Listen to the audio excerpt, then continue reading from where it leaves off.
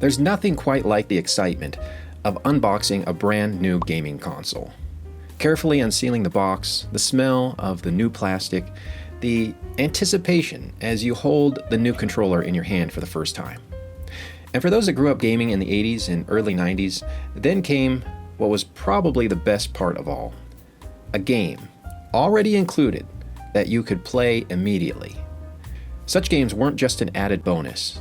They were a gateway to the next level of gaming.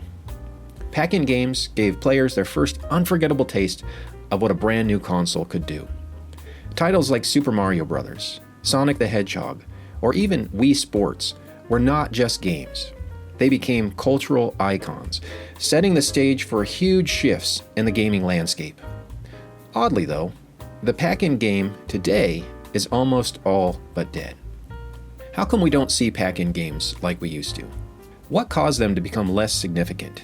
And when and how did this shift take place? Let's see if we can find out. Hadouken! The concept of a pack-in game began with the very first home consoles available on the market. For instance, the Magnavox Odyssey, released in 1972, included multiple game cards, setting the stage for the concept of including a pack-in game. This trend would continue with systems like the Atari 2600, which famously included the game Combat, and then later Pac-Man as pack-in games with the system. A crucial example of the power of a pack-in game came in 1982 with the release of the ColecoVision. It launched bundled with the game Donkey Kong, an immense arcade hit at the time. Donkey Kong was instrumental to the console's early success as it was considered a must-have game for many gamers, driving the sales of the ColecoVision. This helped to further define the role that a pack-in game would come to play, as it started to become clear that if you had a killer pack-in game, it would sell the system, providing a compelling reason for players to choose one console over another. The golden era of pack-in games arrived in the mid-1980s to early 1990s. During its nationwide release in 1986, the Control Deck bundle of the Nintendo Entertainment System came with the game Super Mario Bros., which might be the most influential pack-in game of all time. Not only did it showcase the Nintendo's capabilities, but it also redefined video games in general and helped revive the industry after the crash of 1983. Another key example is the game Tetris, which was bundled with the Nintendo Game Boy in 1989. Tetris not only highlighted the Game Boy's portability, but as you know, also became a global craze, appealing to a wide audience beyond traditional gamers and solidifying the Game Boy as a must-have device. Nintendo would continue its tradition of including a must-have pack-in game with the release of the Super Nintendo in 1991. It included Super Mario World, considered one of the greatest 2D platformers of all time. Now, not to be outdone, Sega, which initially included Altered Beast as the pack-in for its Sega Genesis console, later replaced it with Sonic the Hedgehog, just a few short months after the release of the Super Nintendo. This proved to be a very shrewd move on Sega's part. It would prove to be a defining moment in the fourth generation of consoles, becoming a catalyst for the infamous Sega versus Nintendo console wars. Together, Super Mario World and Sonic the Hedgehog, two of the greatest pack-in games of all time in my opinion, fueled one of the most memorable eras in gaming history. During the same period, it became evident that a good pack-in game, or a bad one for that matter, could make or break a system.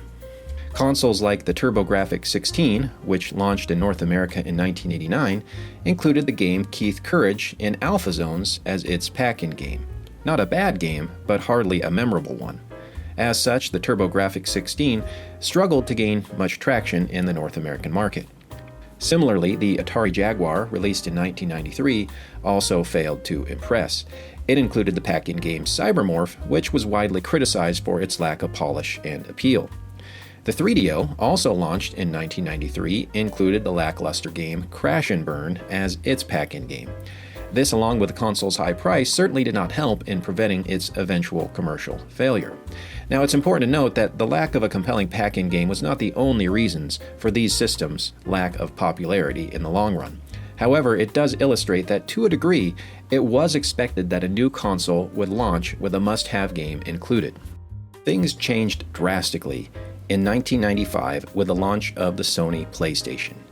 Sony bucked the trend by excluding a traditional pack-in game and instead included the first in what would become a series of demo discs that included short, playable sections of various upcoming or newly released games. This strategy was a significant shift and reflected Sony's emphasis on showcasing the breadth of third-party support for the PlayStation. Now, similarly, the Nintendo 64, released in 1996 in North America, also launched without a pack-in game.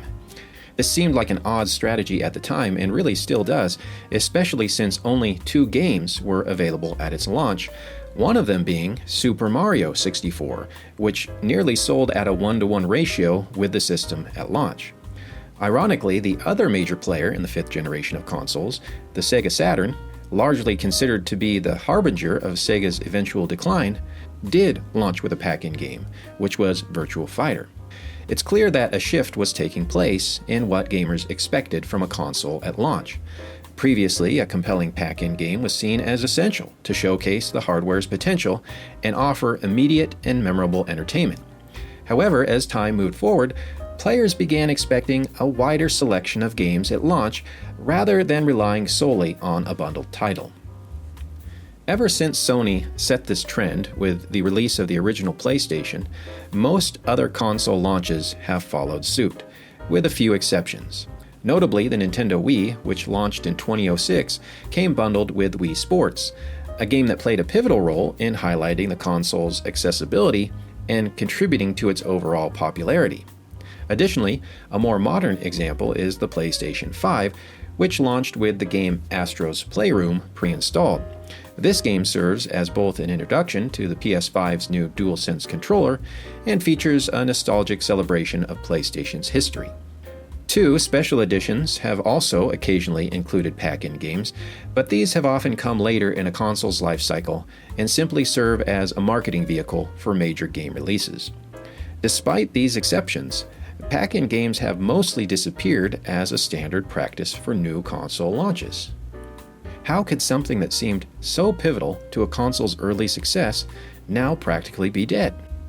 While pack-in games were once seen as essential for showcasing a console's capabilities and offering immediate value, I believe several factors led to their decline. I'll discuss what I feel are the 3 major ones. Number 1, the consumer evolved. By the mid to late 90s, players began expecting a wider selection of launch titles and really of game genres overall. As gaming preferences became more diverse and video games started appealing to a broader, more mature audience, manufacturers began to recognize that a single pack-in game might not satisfy everyone. This shift meant that having a diverse game library at launch and allowing players to choose their own games became more important than including a default title for everyone. That leads me to reason number 2, profits. As game development budgets continue to balloon, bundling a free, high-quality game with every console has become less and less viable. In fact, many consoles are now sold at a loss during their initial launch stages, meaning that manufacturers rely heavily on software sales to turn a profit. Including a pack-in game would further cut into these profits, making it less appealing as a standard practice. Instead, manufacturers have opted to sell games separately to maximize revenue, especially as hardware subsidies became more common to make consoles competitively priced. I believe the third reason is that software has changed. What I mean is that in the past, having a physical copy of a game packed in with the system added to the excitement of buying a new console. Today, however, physical games are becoming less and less common. Instead, digital storefronts offer instant access to vast libraries of games, making a single bundled game feel less significant. Players now have the flexibility to download and play the games they want immediately, reducing the need for a pack-in game to provide initial value. Additionally, subscription services like Xbox Game Pass and PlayStation Plus offer access to large libraries of games for a flat fee, further diminishing the role of bundled games. So in conclusion, even though the system launching pack-in game is largely a thing of the past, I feel like they'll always hold a special place in the hearts of many gamers as cultural touchstones that defined past console generations. Now, I don't know about you, but to me, the memory of unboxing a new console that included the latest and greatest new game ready to load up and play will always be a special memory. So let me know your thoughts. What memories of pack-in games do you have? What's your favorite pack-in game of all time? Why do you think the pack-in game is largely a thing of the past? Let me know if there's anything I missed. And if you enjoyed this content, well, you know what to do. Thanks for watching, and happy gaming, my friends.